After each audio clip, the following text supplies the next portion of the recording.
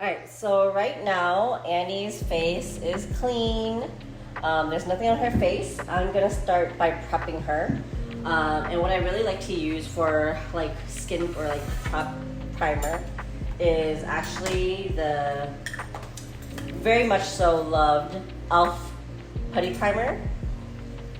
So I'm just gonna grab a little bit of that. So before I even put it on, I like to kind of rub it in my palette first so that we're not just putting chunks of the putty primer all over her face.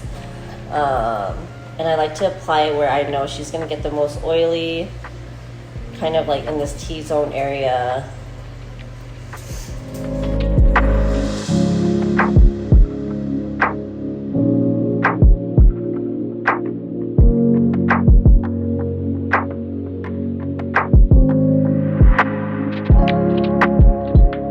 Now I'm going to go in with a buffer brush and I'm just going to buff that into her skin.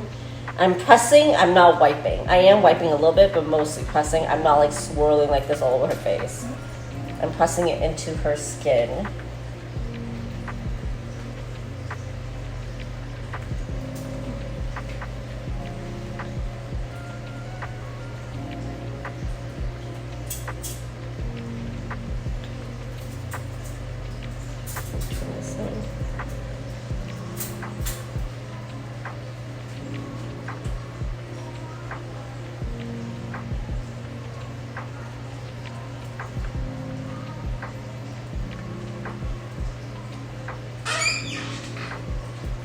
And so with you at home, or if you're doing this on a client, I recommend using your favorite blurring or mattifying primer, whatever you like. This just happens to be the one that I've been using on Annie, and it's been working for her, and it's been working for a lot of my clients.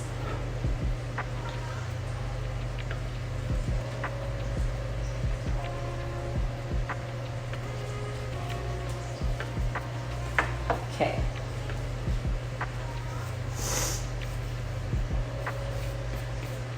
So the next part of this, and it sounds crazy, but I'm gonna powder her face. I'm just using the RCMA No Color translucent powder, and I'm gonna literally powder this all over her face. I would usually, wait up, let me do this first.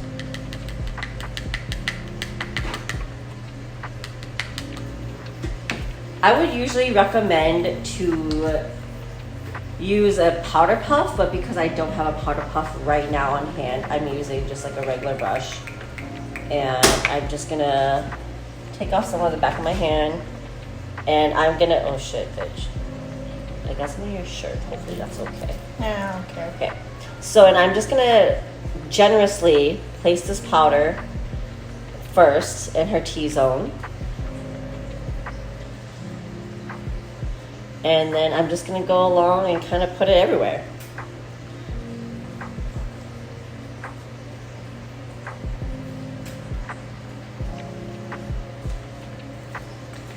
And while I'm doing this, I am pressing it into the skin. Once again, not like sweeping the powder on, I'm pressing. And I really recommend for this step to use a powder or like I really recommend for this step to use a God, I can't say it.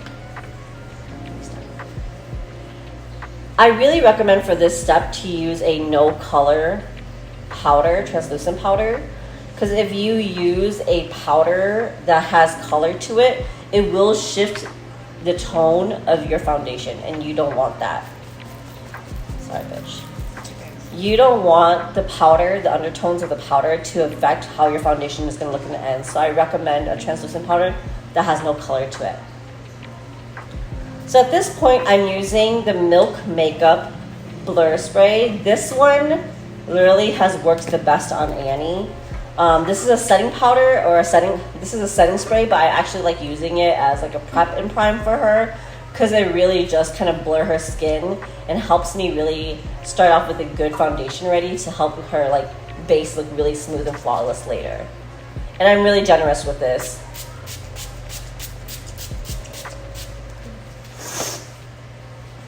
Yeah, stay there. So at this point, I would then go ahead and let her dry. And I usually like to use on clients, when I'm working on clients and I'm doing makeup for like a wedding and stuff, I like to be pretty fast. So I don't just sit here and wait or fan her. I use a mini fan, and you can buy these like on Amazon. I got this initially for when I was doing lashing, but now I use it for my makeup clients because it really does help like their setting sprays set a lot faster and dry faster. Okay, so at this point, once she's fully dried, I'm gonna go in with another setting spray, and this is the Ben Nye Final Seal Matte Makeup Sealer. This one is an amazing setup. This one is an amazing setting spray. Like, if you haven't used it yet, this one is really good. I feel like it's almost like industrial grade. It does smell like kind of chemically and minty, so I always warn my clients before I spray them. But this really does help makeup last all day, even those heavy cream products and stuff. I mean, it's made by Ben Nye, which is like theater makeup, you know? So I'm gonna once again be very generous with that.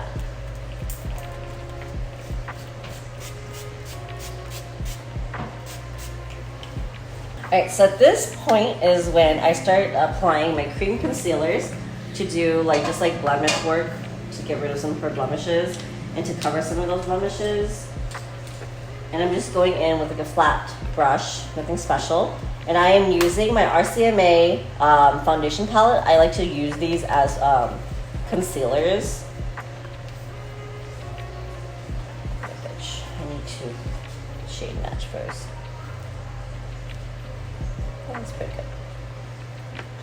So what I'm going to do is I'm just going to go in and find some of her blemishes that are a little redder.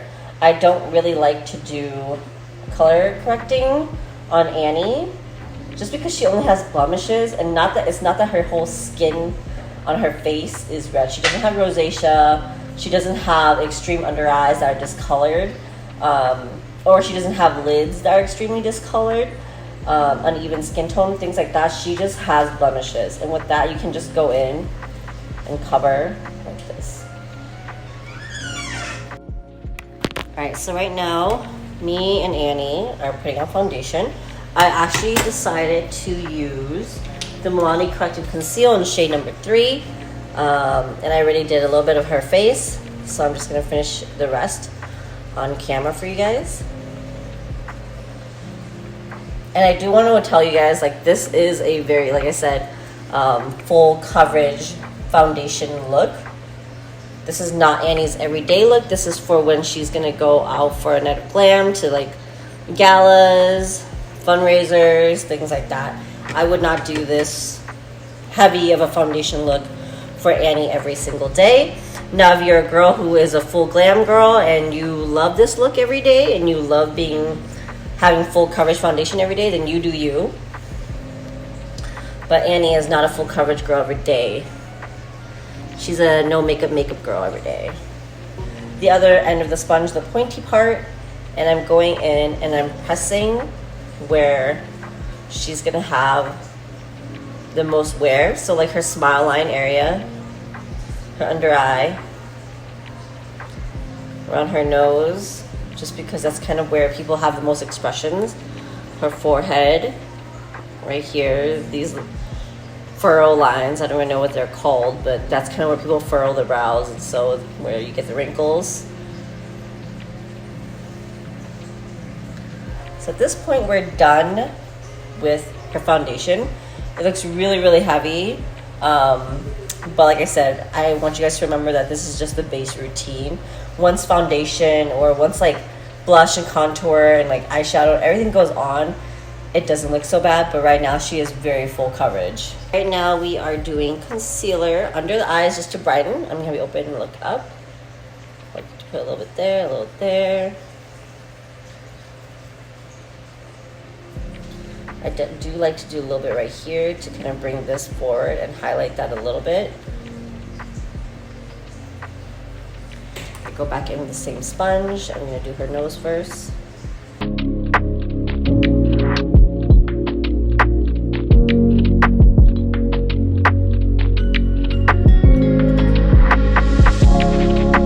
Sometimes in this inner corner, because people are afraid to kind of like keep their eyes open for me because they're the sponge is very close to the eyes, I like to have them close their eyes, and I go in with a small like buffer brush like this. It's like the cutest thing, but it's like a small kabuki.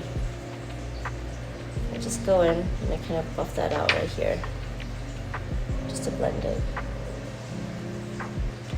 Especially if you have their eyes closed, they're not going to be as afraid of the sponge or the brush or whatever it is that you're using, because their eyes are closed, so they feel a little bit more protected, secure.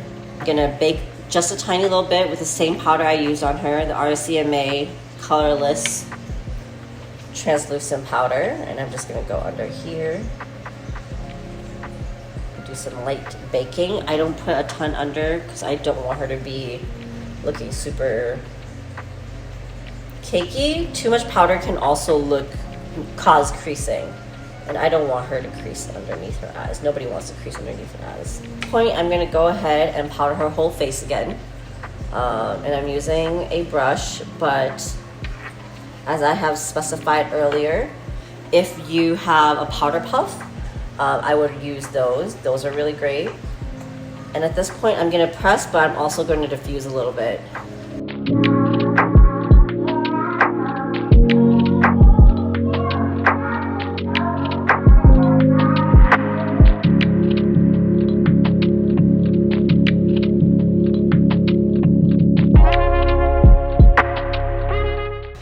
So usually on a client, they would be in like a robe or something if they're like a bride or something getting ready for their day.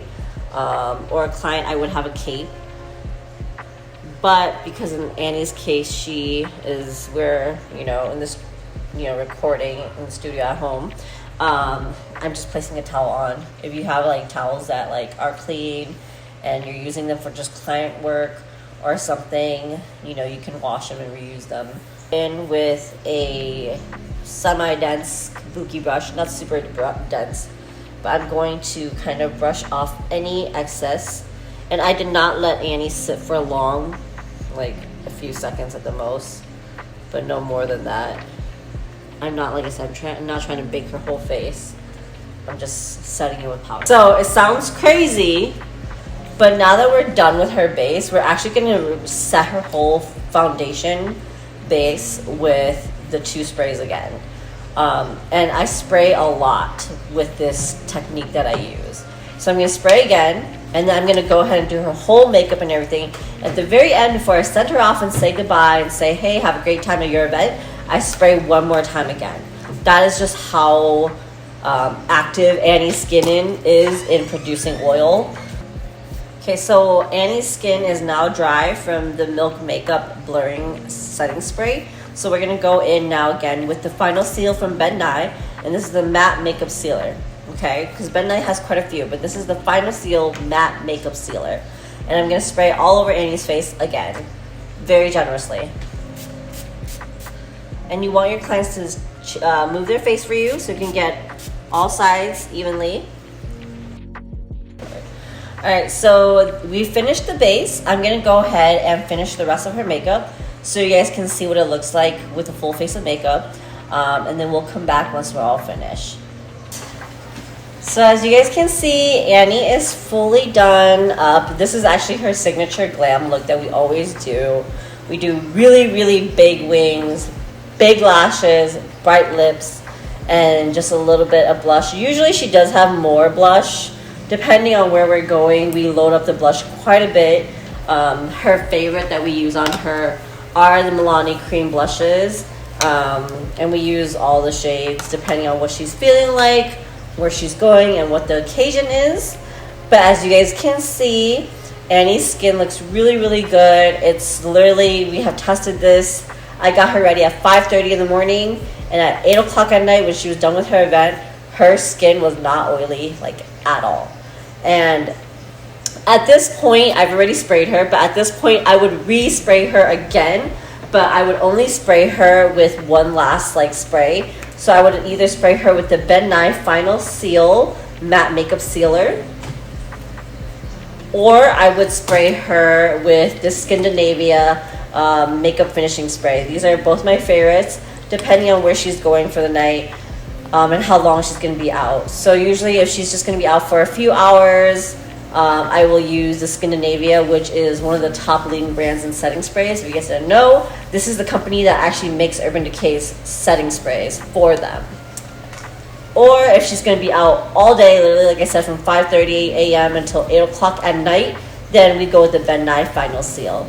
There are a few other ones that I recommend as well, depending on how heavy duty you guys want your setting spray to be, and how long lasting, what type of makeup you're wearing, what type of skincare. So many setting sprays, but I feel like this is that's the key to this look.